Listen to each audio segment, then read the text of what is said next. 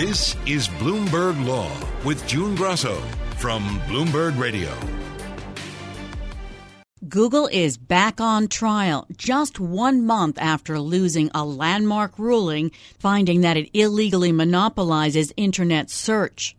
Now the Justice Department is alleging that Google monopolizes the $677 billion advertising market. Joining me is Bloomberg Antitrust reporter Leah Nylen, who's covering the trial and joins us from the courthouse. Tell us about the government's case against Google. So the Justice Department alleges that Google has illegally monopolized the ad tech tool market. This is a market that most consumers are probably not familiar with at all because it is sort of the plumbing behind online advertising. And so it's the way that websites put, ads up for sale and advertisers buy them. So it's a lot of technically complicated stuff, but it is a way that Google makes billions of dollars each year. And so the government alleges that they have monopolized this market by buying up some rival competitors who are going to offer different products, controlling the way that their customers are able to interact with rivals, and changing sort of the rules of the game midstream, because a lot of these ads are actually sold via auctions, and Google controls that auction and therefore can change some of the rules behind how those auctions work. In the opening statement, the Justice Department's attorney said, what we have is a trifecta of monopolies here. What did she mean? Yeah, they're actually alleging that there are 3 separate monopolies that Google has. One of them is on what they call the publisher side. That means some of the tools that are used by websites to help put their ad space up for sale. Those are called the ad server market. They have alleged that there is another market for the advertising exchanges. These are just like a stock exchange, is where the advertisements are bought and sold. And the third one is the advertiser side tools. This is the tools that the advertisers use to put their ads out there for sale. Google's attorney, what did they stress in their openings? Yeah, Google stressed a couple different things in their opening statement. The first one was that, the market, in their view, is very competitive. They compete against a lot of different companies in a lot of different types of advertising. And they say that the Justice Department has sort of gerrymandered a market here to sort of bring their case. So the Justice Department alleges that Google has monopolized the open web display advertising. This is the display ads, so sort of the things that you see on like blogs or news websites, sports websites, things like that. They often appear at the top of the page or like beside the content that you're reading. And Google argues that there are lots of other types of advertising. You can advertise on social media, you can advertise in video, you can advertise all sorts of places, and it's weird, in their opinion, for the Justice Department to be focused in on this one. They have 2 other arguments legally. One of them is that they don't actually have an obligation under the antitrust law to do business with anyone. So if they decide that they don't want to make the tools that they use for advertising work with other people's tools, that's completely fine. And then their third argument is that we should really think about this not as open web display advertising, but as a transaction, almost like a credit card. And under the law, the Supreme Court had made some rulings about how to think about markets in what they called 2-side transaction platforms. And so Google is arguing that that sort of legal overlay should apply here. I like this line by the Google attorney. There's no such thing as open web display advertising.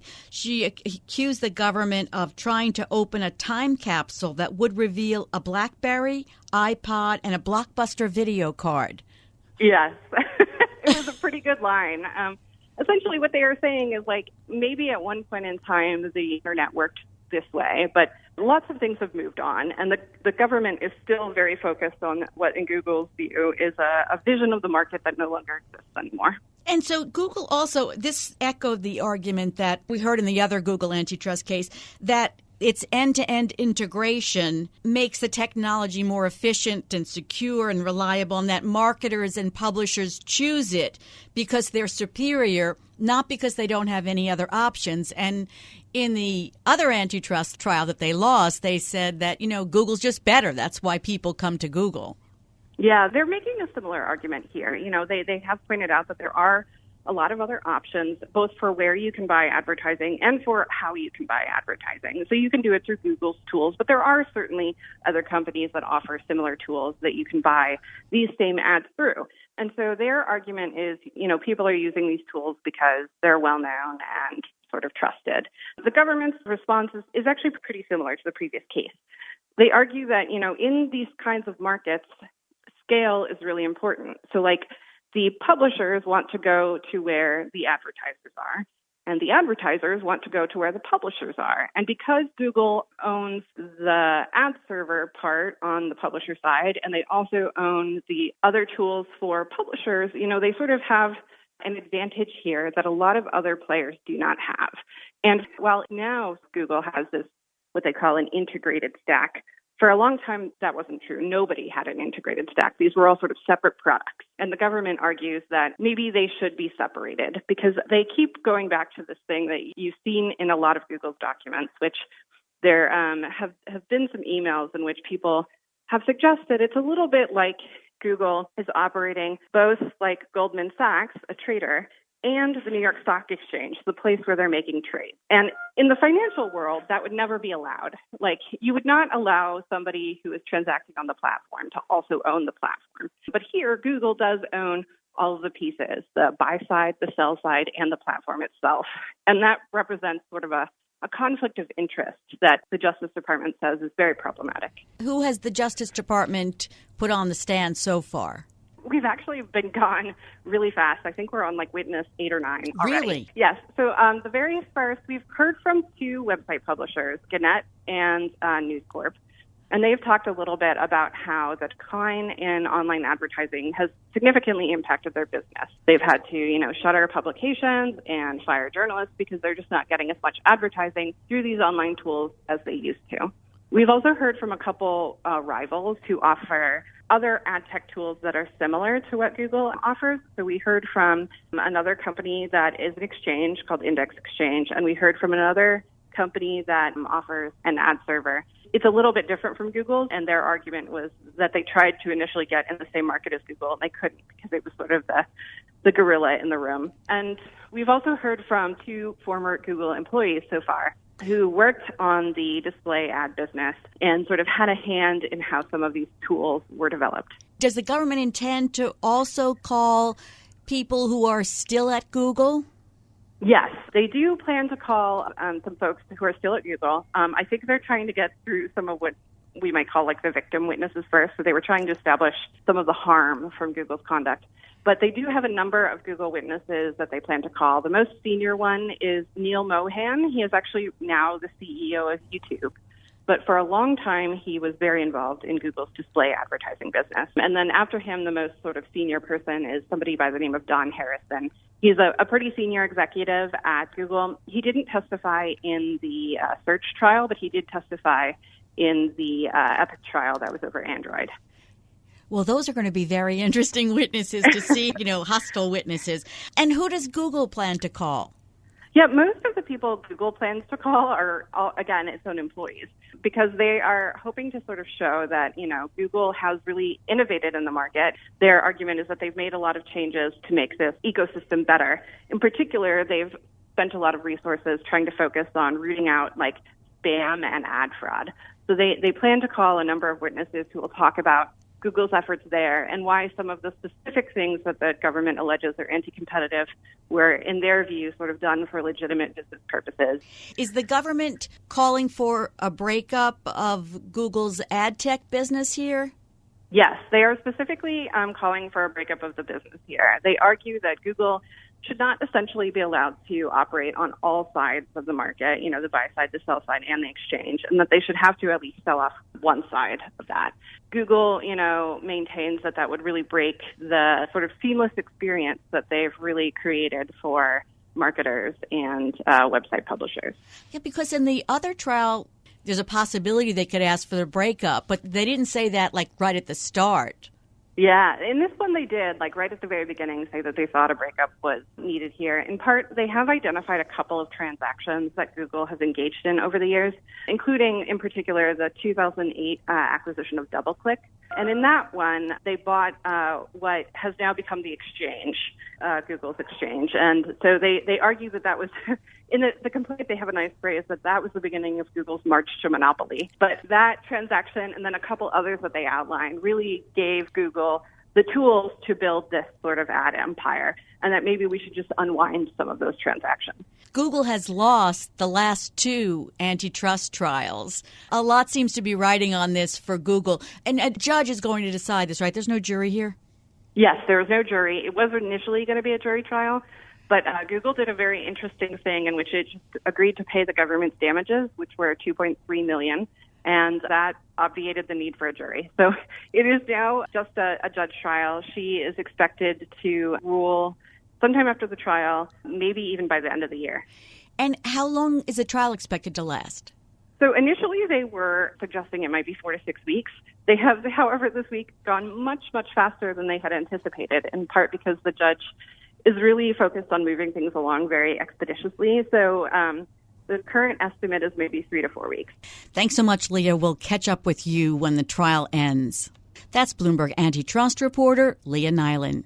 Coming up next on the Bloomberg Law Show, it's a trial where lots of handbags are on display. The Federal Trade Commission is suing to block Tapestry and Capri from merging in an $8.5 billion deal. This is Bloomberg. It's not often that a rack of handbags is rolled into court as evidence. They range from a green and white Kate Spade tote priced at $279 to a $1,095 brown leather Coach Rogue handbag. There's the merch and there's the money in the antitrust trial that will spell the fate of the $8.5 billion deal to marry the Coach and Kate Spade brands with Versace and Michael Kors. Joining me is Bloomberg Intelligence senior litigation analyst Jennifer Rhee, who's covering the trial. Jen, it's the FTC suing to stop this deal. Tell us about the opening statements by its lawyer. They actually say they have two theories of harm by which they could block this deal. And it's sort of what we think of as a typical horizontal deal, meaning there are two companies that want to merge that have products that compete against each other. So, pretty straightforward, the traditional kind of merger that has been challenged by the FTC or Department of Justice in the past. And in this case, what they're really looking at is handbags and a market for what they call accessible luxury handbags. And what that really means are sort of the handbags in the middle market. They say it's not the ultra-premium, ultra-luxury, usually European handbags made by companies like Louis Vuitton and Prada and Gucci, and it's not really these mass-market bags that are often not leather and usually sold, for under $100, but it's kind of what's in between. And if you look at that piece of the market, Tapestry has Coach and Kate Spade brands, and Capri has the Michael Kors brand. And what the FTC says is, look, these are each other's primary competitors. Coach and Kate Spade primarily see themselves as competing, in the U.S. at least, against Michael Kors, and Michael Kors primarily sees itself as competing against Coach and Kate Spade. And if you look at the other bags that are within what they call this accessible luxury market, the market shares combined would be, according to the FTC, 58%, and this would be a market that is unduly concentrated and would be presumed harmful. So that's kind of one argument, which is a fairly typical argument. They define a market, they look at what the market shares are in the market, they look at what the concentration in the market would be before and after the deal. Their second theory is a somewhat novel one, and it comes out of new guidelines that the Federal Trade Commission and Department of Justice issued at the end of last year. Now, they've had guidelines for many, many years that lay out how they assess a deal and whether the deal violates the antitrust laws or not. They're not binding on judges, but most judges find them to be persuasive and have followed them. This FTC updated the guidelines. That happens periodically, as I said, at the end of 2023, and they added a new provision. And what that provision says is they don't really have to define a market or lay out what the combined market shares would be. be, if they can prove that the merging parties are each other's primary competitors. And this would be a market that is unduly concentrated and would be presumed harmful. So that's kind of one argument, which is a fairly typical argument. They define a market, they look at what the market shares are in the market, they look at what the concentration in the market would be before and after the deal. Their second theory is a somewhat novel one, and it comes out of new guidelines that the Federal Trade Commission and Department of Justice issued at the end of last year. Now, they've had guidelines for many, many years that lay out how they assess a deal and whether the deal violates the antitrust laws or not. They're not binding on judges, but most judges find them to be persuasive and have followed them. This FTC updated the guidelines. And what that provision says is they don't really have to define a market or lay out what the combined market shares would be. If they can prove that the merging parties are each other's primary head-to-head competitors. They constrain each other's pricing, essentially, in the market, and that if they come together, that constraint on pricing will be eliminated, and they'll have the incentive and the ability to increase price. So they're also relying on this new guideline in case the judge doesn't buy this concept of an accessible luxury handbag market. The FTC lawyer said in the opening statement that the case is about working and middle-class women who will suffer harm if the acquisition goes through. Harm because they can't buy a semi-luxury handbag? Harm because what they claim is that sector of the population are the primary buyers of these handbags, and that there will be $365 million annually in increased prices across the three brands. That is what the FTC's economist has calculated out through his modeling, and that the primary buyers are a certain segment of the population that tend to make under $80,000 or up to about $80,000 a year, and that these are the people that will be harmed.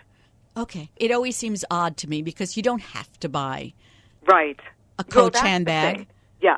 That's the thing that's so odd about this case. It's a highly discretionary purchase.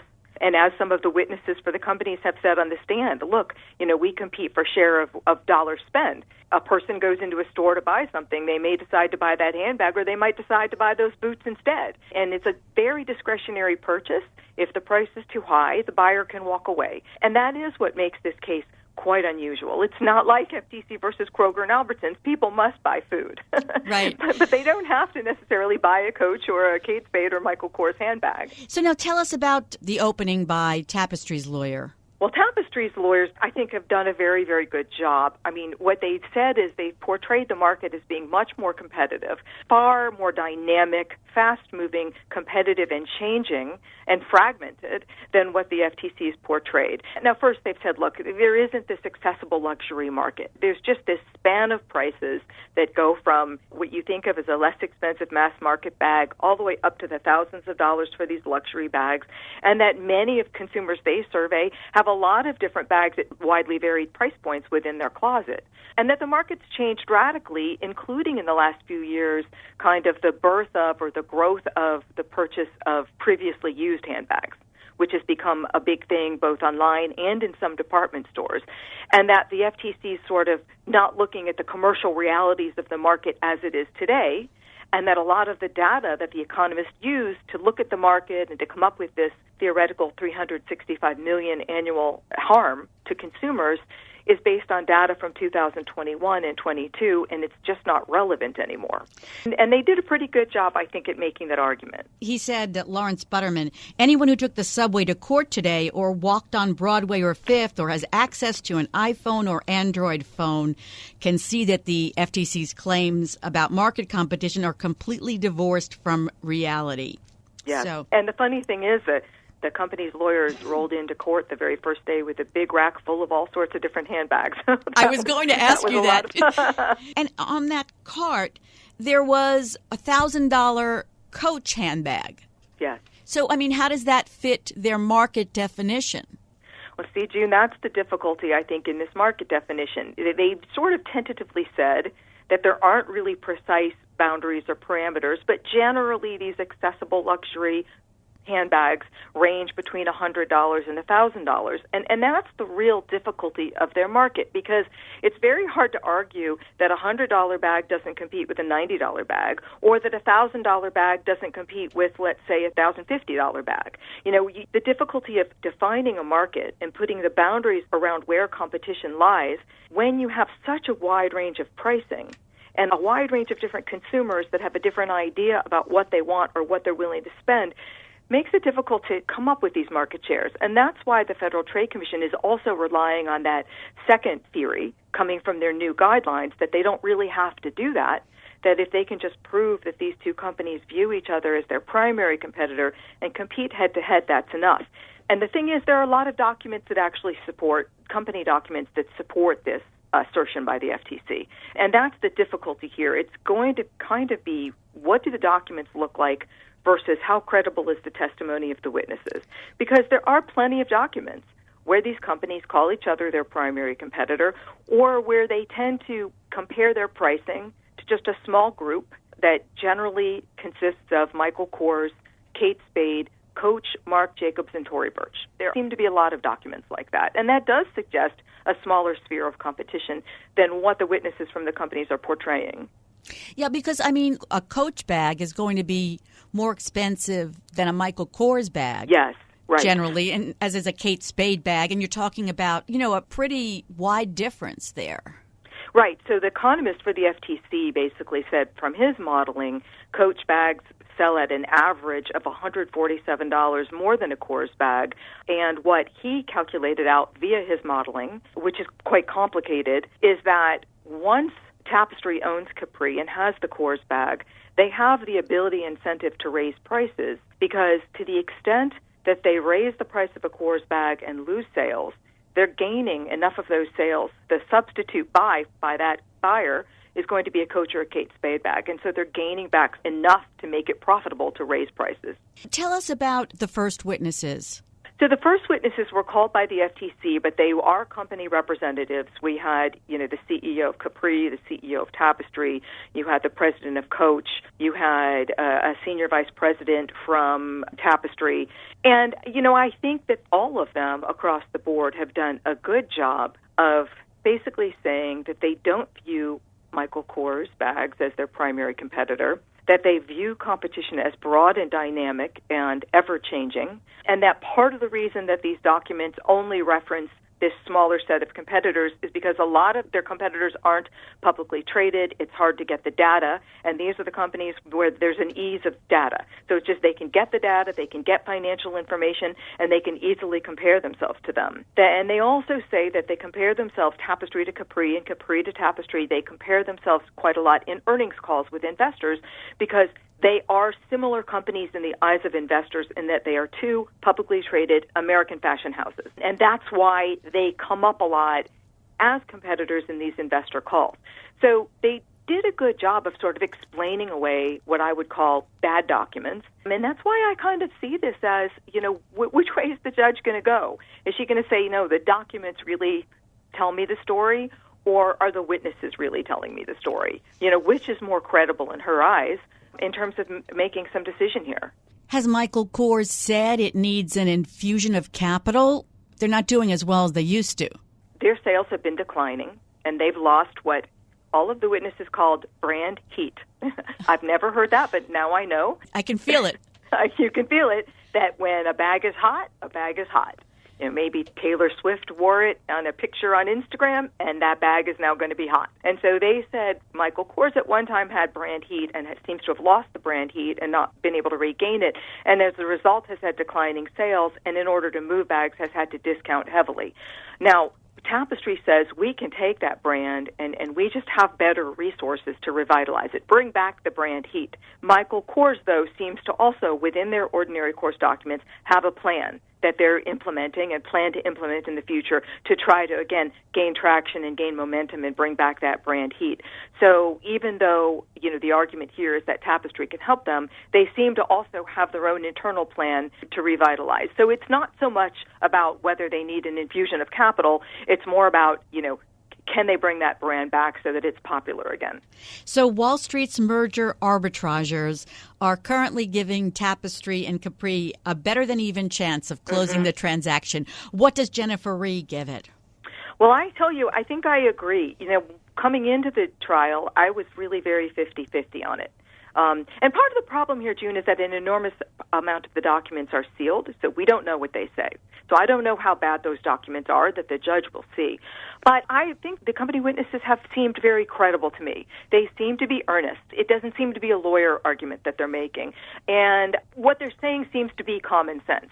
And the market that just I, as a consumer, observe seems to align with what they're saying, that it is dynamic, it is rapidly changing, and there are a lot of options. And then the second thing is that the FTC's economic expert testified yesterday morning, and I felt like his conclusions were backed by data that was just a little bit weak. I think the data is difficult, and the judge may not credit his conclusions because the inputs are sketchy. It is older data. It's data from 2021 and 2020. And some of the sales data he used came from a database called NPD that tracks sales by brand by wholesalers. That means just department stores. That's it. Dillard's, Macy's, Nordstrom. And he was able to calculate shares essentially using that data. But that data doesn't track all sales of handbags. I mean, people buy them online. It excludes the previously owned bags. It excludes the e-commerce, direct-to-consumer. So it's a little bit hard to rely on the market share coming out of that data. And the second thing he did, it caused me to shake my head a little bit, was that this NPD data categorized bags in many different categories, names like better, premium, active leisure, moderate, bridge, contemporary. And he took two of those categories only, bridge and contemporary. And you ask yourself, well, what if bags in the other categories also compete? You're leaving them out. And he didn't talk to the company that collects this data to understand why they put different bags in different categories and whether that was sort of the right category for accessible luxury market that they're claiming, is the appropriate market. And in his opening statement, what the lawyer for the company said was that if you do include one of these other categories like better or, active leisure, that their combined market shares come down to below 30%. And that's below the problematic level rather than 58%. So it's hard to rely on what the FTC's expert has done here. I don't think, listening to that if I were the judge, that I could. And I think in reaction to that, and in reaction to the witnesses this week, the merger arbs are feeling more positive about the deal. Well, we have a ways to go yet. We'll check back with you, Jen. Thanks so much. That's Bloomberg Intelligence senior litigation analyst Jennifer Rhee. Coming up next, why Justice Samuel Alito's stock portfolio stands out. You're listening to Bloomberg. Samuel Alito is the only justice with a stake in more than 24 individual companies, a distinction that threatens to sideline him from major business cases. Since 2021, Alito has recused himself from 64 cases involving corporations he owns shares of. This as scrutiny of the court's judicial ethics has intensified after revelations that Justice Clarence Thomas and Alito, to a lesser degree, accepted undisclosed gifts and travel from billionaire benefactors. Joining me is Emily Birnbaum, Bloomberg lobbying and legal affairs reporter. Emily, tell us how Alito's stock portfolio distinguishes him from the other justices. Alito's stock portfolio is very different from any of the other sitting justices right now. So he owns stock in more than 24 individual companies, about 28 companies, and that was a practice that was more commonplace in years past, and now he's pretty much the last justice left standing with stock in individual companies. For the most part, the other justices are invested in index funds. They invest in ways that ensure that they are not conflicted when it comes to individual companies. There's nothing unethical about owning stock. What are the ethics rules about stock? The rule is if you have a financial stake in a company, that you should recuse yourself from cases involving that company. So that means in Alito's case that he has recused from dozens and dozens of cases involving companies in which he owns stock. So he owns stock in some of our biggest companies. So that's Raytheon, ConocoPhillips, big oil companies, big transportation companies, and companies that are in high litigation areas. So he has recused himself from 64 cases involving corporations he owns shares of since 2021. And last term alone, he recused from 15 cases due to stock ownership. So that's a lot more recusals in general than his fellow justices. Often they'll recuse because they've seen the case before in lower courts, or maybe one of their parents was involved in the case in some way. But Alito is distinct in that he has to keep recusing himself over and over because of his stock portfolio. Justices aren't required to say why they're recusing themselves. Recently, the liberal justices have been giving reasons, but the conservative justices have not. Explain how we know that he's recused himself because of stock ownership. Yeah, so he doesn't say himself, this is because this stock. It's essentially just a matter of looking at the publicly available information. He recuses from cases where one of the companies in which he owns stock is a party or has filed a brief.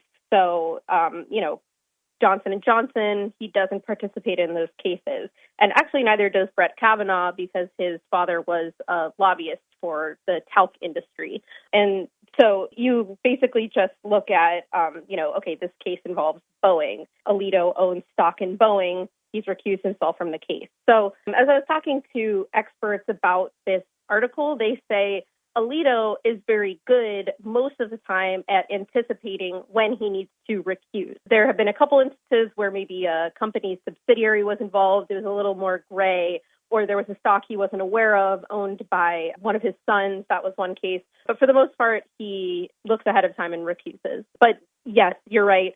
The latest code of ethics that the Supreme Court put out does say that you can disclose why you're recusing, and that's something that Justice Kagan has done, but Alito still has not chosen to do that. And so often he'll sell off a stock so that he can sit on the case. Yes, there have been instances of that. So there was an instance related to Exxon in 2016. He sold his stake after years of recusals related to the company. He sold his stock in Oracle ahead of a really important copyright case that was Oracle versus Google. So, yeah, throughout his time on the court, he's chosen to sell stock strategically. He actually, late last year, sold his Johnson & Johnson stock. He traded it in for a subsidiary of Johnson & Johnson. So it's so far a little unclear if that will impact whether he can weigh in on Johnson & Johnson-related cases or not. We still have yet to see. You mentioned the Supreme Court's voluntary code of ethics, which it adopted in November. Explain how that code encourages justices to try to not recuse. So the code has a really long section about recusal. It says Supreme Court justices should try to avoid recusal whenever they can because there are only 9 members. And this is a direct quote. It says, much can be lost when even one justice does not participate in a particular case. They say it's particularly important when it comes to the court deciding which cases to take because it just makes it that much harder for parties to have their cases accepted when a bunch of the justices aren't even allowed to participate in the decision-making. So the Code of Ethics says that that can have a distorting effect. So while it's not an ethics issue for Alito to own stock in that, he's fully allowed to, there are concerns about how well the court functions when one of the justices is conflicted out from dozens of cases per term. You spoke to a Northwestern professor, Stephen Lubet, who said it's a question not of ethics, but of judgment. Not everything that's legal is a good idea. Yeah, so he's pointing out, there's no allegation that Alito is violating rules. There's not a clause that says don't own stock in individual companies. It's more that this has really fallen out of fashion, especially as scrutiny has increased on the Supreme Court amid all of the ethics concerns. A lot of justices have chosen no longer to invest in individual companies. There's obviously more ethical scrutiny of the Supreme Court and of our federal judiciary than ever. So then it becomes a question of why does he still own these stocks? There's not that much evidence. It's much better for your accumulation of wealth to own stock in individual companies, probably just as good to own index funds. So then it becomes the question of why, when this hampers the court's functioning, when this means Alito will sit out of pretty important cases, I think it just comes down to a question of what's the point? I can't figure it out, and I'm sure he will not tell us. And also, as you're right, he is a very reliable pro-business vote. He agreed with the Chamber of Commerce in 73% of cases last term. Yes. So he's been a long-time critic of federal environmental regulations. He often sides with business. One really important case that is pending before the court right now is essentially whether states and cities can sue oil companies for damages over how oil companies have contributed to climate change. So this is a really big issue. There's tons of similar lawsuits climbing up across the country, and Alito is not going to be able to weigh in. He's already recused himself from the petition pending before the court in this case because he owns stock in several oil companies. So if I were an oil company, that would be pretty disappointing because he's reliably pro-business. So it's going to have an impact on lots of similar big business cases. So he might still sell his stock before the briefings and oral arguments? He could do that. In this case, he's already recused himself from considering whether the court should take it up. If he sold all of his oil company stocks tomorrow, then he potentially could take part. But his annual financial disclosure just came out the other day. He hasn't sold any new stocks. So he could, but right now it doesn't seem like he's planning to. And we don't really know the exact stock value. It's a range. Yeah, they're all reported in ranges. So he has stocks that are between 1 and 15,000. He has a bunch of stocks that are between 15 and 50. I don't think right now he has any stocks that are worth more than that. So it's hard to say exactly how much all of them are worth altogether. One disclaimer, financial disclosures don't differentiate between the stocks owned by Alito or owned by his wife. So some of these stocks could belong to his wife, but just the court considers them to be the same because they are married. And we should mention that most of these recusals are coming while the court is considering cases, not after the court has taken the case. Yeah, for the most part, yes. There have been a few reported instances where Alito failed to recuse himself in cases where he should have because of stock ownership. So in 2017, there was a case involving Merck. So he initially failed to recuse despite owning stock in the company. He ultimately sold his shares and participated in that case. And then in 2011, there was another instance in which he says there was an unintentional conflict of interest. So he blamed it on staff oversight. He took part in a 2009 ruling that involved ABC News, even though his children held stock in Disney. So he, in that case, voted against ABC. He joined a 5-4 majority. So, his vote was pretty consequential in that case. He owns a lot of stock, and so he said it kind of slipped under the radar. That's some slip. There would have been a tie if he hadn't participated, and then the decision of the lower court would have stood. Instead, the Supreme Court reversed the decision that was favorable to the networks in that 5-4 vote that he took part in. Now, I'm not sure there's anything unethical about this, but one of his trades appeared to be political. Yes, so he still hasn't said anything about this publicly, but you might remember last year there was a big conservative boycott of Anheuser-Busch. That's the maker of Bud Light. Basically, they got in a lot of hot water with conservatives because they partnered with a transgender influencer to promote some beer. So around the time of that boycott, Alito sold his shares of Anheuser-Busch.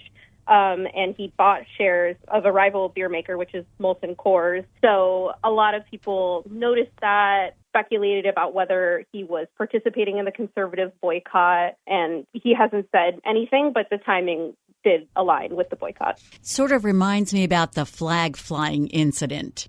Thanks so much, Emily. It's a really revealing story. That's Emily Birnbaum, Bloomberg lobbying and legal affairs reporter. And that's it for this edition of the Bloomberg Law Podcast. Remember, you can always get the latest legal news by subscribing and listening to the show on Apple Podcasts, Spotify, and at Bloomberg.com/podcast/law. I'm June Grasso, and this is Bloomberg.